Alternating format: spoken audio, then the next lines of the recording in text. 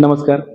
न्यूजशाहीमध्ये आपलं स्वागत आहे आणि जिल्हा परिषद निवडणुकीसाठी 2च दिवस उरलेले आहेत आणि ह्या निवडणुकीच्या अनुषंगाने ह्या 2 दिवसात बरेच काही घडामोडी झालेल्या आहेत. राधानगरी तालुक्यात सुद्धा बऱ्याच अशा राजकीय घडामोडी आपल्याला पाहायला मिळत आहेत. आपल्यासोबत आता रमेश बसाटे सर आहेत, ज्यांनी हयातीमध्ये काँग्रेस सोडून कधी बाहेर गेले नाहीत. काँग्रेसचा प्रदीर्घ अनुभव त्यांना आहे. आपण अधिक माहिती जाणून घेणार आहोत, की राधानगरी तालुक्यामध्ये नेमकं आता काय घडणार आहे?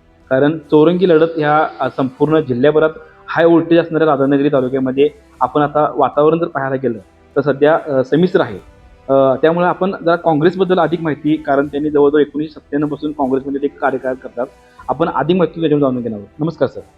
साधारण मला वाटते मी काँग्रेसमध्ये 1997 पासून अगदी निष्ठावंत काँग्रेसचा कार्यकर्ता म्हणून आहे. त्यानंतर मला वाटतं 2007ला मी स्वतः जिल्हा परिषद लढवली होती.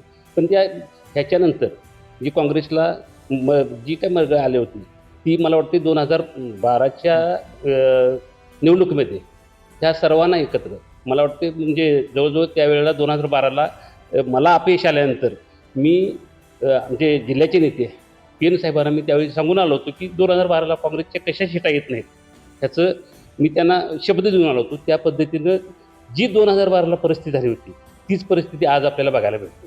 कारण का 2012ला तिन्हीच्या तिन्ही म्हणजे पंचायत समितीच्या 2 आणि जिल्हा परिषदची 1 सीट ही अगदी मताधिक्याने त्यावेळी शिटा आल्या होत्या. तीच परिस्थिती आज आपल्याला बघायला मिळते. आणि ते पण ह्याचं कारण म्हणजे एवाय साहेबांची मिळालेली साथ आणि जिल्ह्याचे नेतृत्व आमचे बंटी पाटील साहेब यांनी जी त्या पक्षवाढीसाठी त्यांनी जे त्यांचं अथक परिश्रम जे चालू आहेत त्या परिश्रमाची जो बऱ्यापैकी म्हणजे नांदी असलेल्यातला प्रकार आहे. एकीकडं सत्ताधाऱ्यांची बळकटी एका साईडला आहे आणि एका साईडला सत्तेत नसल्याला सुद्धा पक्ष काँग्रेस म्हणून लढत आहे. तरी सुद्धा तसं पाहायला गेलं की एकाकीच होणार की जनता साथ देणार वाटतं. नाही, आज जर समजा देशात जर बघायचं झाले तर भाजपच्या माध्यमातून लोकांची जी पिळवणूक चालली आहे त्या पिळवणुकीला जर समजा उत्तर द्यायचं झालं तर एकमेव काँग्रेस पक्षाशिवाय दुसरा पर्याय नाही. त्यामुळं लोकांच्या आता भावना ह्या पद्धतीनं झालेल्या आहेत की हे भूलथापांचं राज्य हे उपयोगाचं नाही आहे आणि जर सर्वसामान्य माणसाला जर न्याय द्यायचा झाला तर काँग्रेसशिवाय पर्याय नाही. ह्यामुळं पूर्णपणे आज लोकांनी ठरवलेलं आहे की काँग्रेसशिवाय पर्याय नाही. म्हणून आज सर्व मला वाटते आमच्या जिल्हा परिषद तालुक्यातील 5च्या 5 सीटा ह्या काँग्रेसच्या असणार आहेत आणि 10च्या 10 सीटा पंचायत समितीच्या अगदी निर्विवादपणे ती सीटा आपल्या 15च्या 15 सीटा येणार अशी परिस्थिती आज आमच्या तालुक्यामध्ये आहे. आता कुठेतरी विस्कळीत झालेली काँग्रेस अभिजित ताई शेट्टी यांनी नेतृत्व ठेवलं होतं, पण त्यात भर म्हणून एवासाहेब सुद्धा आपल्या काँग्रेसमध्ये त्यांनी विलीन केलेलं आहे. कुठेतरी भक्कम साथ किंवा 10-30 बळ ह्या राज्यामध्ये आल्याचं वाटतं.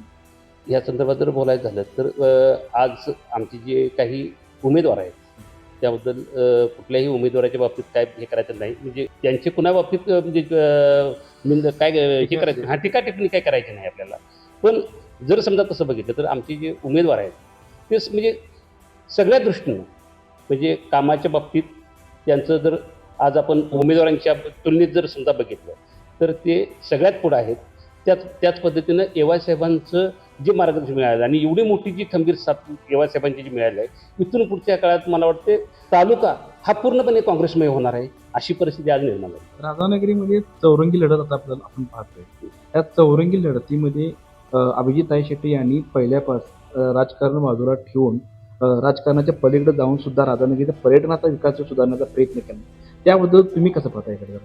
पर्यटनाच्या बाबतीत जर बघायचं झालं तर जवळजवळ मला वाटते आम्ही जो 2017ला या ठिकाणी ज्या फॉरेस्टच्या जाचकाठी वगैरे ज्या आहेत त्या संदर्भात जे काही आंदोलनं केली आणि त्यानंतर जो ह्याला जो लढा दिला त्याला म्हणजे अगदी पूर्णपणे अगदी ह्या सर्व गोष्टी जर पूर्णपणे पुढे जर न्यायच्या झाल्या तर एकमेव व्यक्ती म्हणून ताई शेट्टी ह्या बाबतीत करू शकतात आणि पूर्णपणे अनुभव असलेली व्यक्ती आज आपल्याला या व्यक्तीची गरज आहे. अजून एक प्रश्न मी तुम्हाला विचारतो. तुम्ही राधानगरीतले सुद्धा राहता, रहिवासी आहे.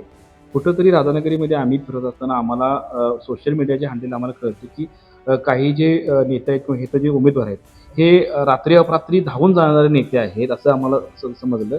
तर नेमकं राधानगरीत रात्री अपरात्री कसला विकास तुमचा होता? ही किती बरी गोष्ट खरी आहे. नाही, या बाबतीत जर म्हणायचं तर असा कोणी काही कमी हे व्हायचा विषय नाही आहे. त्यामुळं आज फक्त सत्ता मिळवण्याकरता प्रत्येकाची ही भांडून हे चाललेलं आहे. अशा पद्धतीचा कुठलाही प्रकार काही नाही. कामाच्या बाबतीत जर समजा तसं बघितलं तरी देखील आपले उमेदवार जे आहेत ते कुठल्याही बाबतीत कमी नाही. आमच्या तालुक्यातील 5ची जिल्हा परिषद आणि 10च्या 10 पंचायत समिती अगदी निर्विवादपणे बहुमतानं आलेलं असणार आहे. अभिजित शेट्टी हे टीका करण्यापेक्षा त्यांचं विजन राहिले विकास कामात भर देण्यात. पण हे जरा राधानगरी जरा वेगळं चित्र पाहायला मिळते. विकास सोडून थोडंसं स्वतः वैयक्तिक टीका टिप्पणी करतात. त्याबद्दल तुम्ही काय सल्ला द्याल असं वाटतं? नाही, ह्याच्यामध्ये जर समजा बघायचं झालं तर या पद्धतीनं आता इतरांच्यावर टीका करणं आपलं योग्य नाही.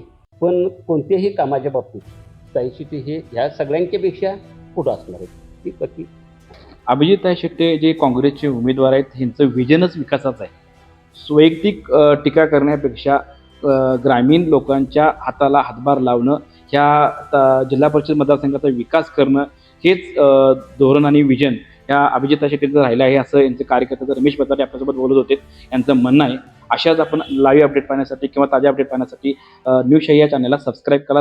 ऐकलं, गोकुळची बासुंदी पुन्हा खावीशी वाटतेय. खरं सांगू, मलाही खावीशी वाटतेय. पुन्हा पुन्हा खावीशी वाटणारी गोकुळ बासुंदी.